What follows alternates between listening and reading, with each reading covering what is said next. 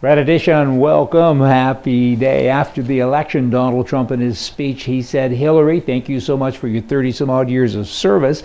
And then he met with Obama a couple of days later with regards to the transition of power. And after the meeting, he said he's a very, very great man. Are you double speaking?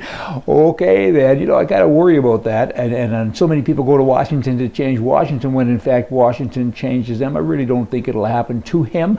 But you know what? When you say good things at a funeral about a bad guy. I mean, I've been to funerals and all these glowing reports. I have to get up and open the coffin and look in to make sure I'm at the right place, right? And with regard to him talking now about the people that a couple of days ago he was calling names, kind of makes me worried a little bit, but I'll get over it because, again, I think he's the guy. The incredible last-minute Trump ad.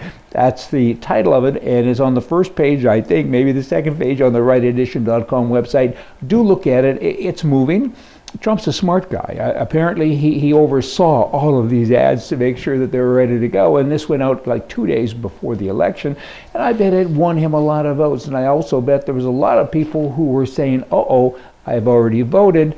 Darn it, I should have voted for him, because you certainly get a lot of that as well, I think. Hollywood elitists, okay? You got all of the Barbara Streisand and the Chers and the Jane Fondas and all those people who give me a headache. I mean, they're all worth like $100 million to get paid, $10 million a show or whatever. And they're not capitalists. They believe socialism is great. And they said, more than 60% of Hollywood elitists said that if Donald Trump wins, we're moving. Most of them said we're moving to Canada. Go to Cuba. That's what y'all should do, and give all your money to the Castro family and go get a job at a restaurant and be a server or something and get over yourself. These people are just incredible. The system that they work, it's a system that they condemn. What's up with these people? I mean, I tell you, liberalism is a bloody disease. The Canadian Border Patrol now, for Jane Fonda and all those other people, is just up and running. It's all ready for you guys. Get ready when you get up there to the border. Don't expect just to walk in and have a new home. In Canada, the press always said that Canadians were against Trump, and 90% of all Canadians were, and 90% of all Canadians supported Hillary.